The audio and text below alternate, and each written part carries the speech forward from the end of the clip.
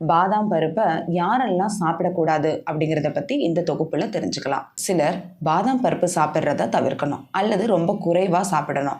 யாரெல்லாம் இதை தவிர்க்கணுங்கிறத பற்றி தெரிஞ்சுக்கலாம். ஒவ்வாமை பிரச்சனை இருக்கிறவங்க, நட்ஸ் ஒவ்வாமை இருக்கிறவங்களுக்கு பாதாம் சாப்பிட்டா வீக்கம், அரிப்பு, மூச்சு திணறல் மாதிரி கடுமையான பிரச்சனைகள் வரலாம்.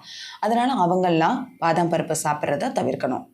பாதாமில் ஆக்சலேட்டுகள் அதிகமாக இருக்குது. இது சிறுநீரக கற்கள் உருவாகிறதுக்கோ அல்லது ஏற்கனவே இருக்கிற கற்களை அதிகப்படுத்துறதுக்கோ காரணமாக அமையலாம். அதனால சிறுநீரக கல் பிரச்சனை உள்ளவங்க இதை சாப்பிட்றத தவிர்க்கலாம். பாதாமில் நார்ச்சத்து அதிகமாக இருக்கிறதால அதிகமாக சாப்பிடும்போது மலச்சிக்கல், வாயு, வயிறு உப்பிசம் மாதிரியான செரிமான பிரச்சனைகள் ஏற்படலாம். சில ஆய்வுகள் ரொம்ப அதிகமாக பாதாம் சாப்பிட்றது தைராய்டு செயல்பாட்டை பாதிக்கலாம்னு சொல்லுது.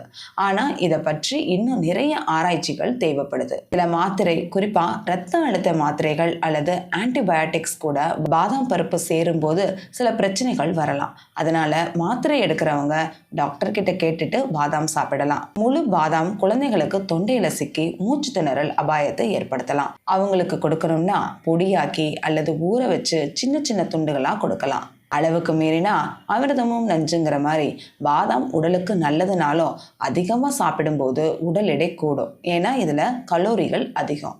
மற்ற சத்துக்களை உடம்பு உறிஞ்சுறதுல சிக்கல் ஏற்படலாம். வைட்டமின் இ அதிகமாச்சுன்னா சோர்வு, தலைவலி மாதிரியான பக்க விளைவுகளும் வரலாம். அதனால் பாதாமை அளவோடு சாப்பிட்றது ரொம்ப முக்கியம்.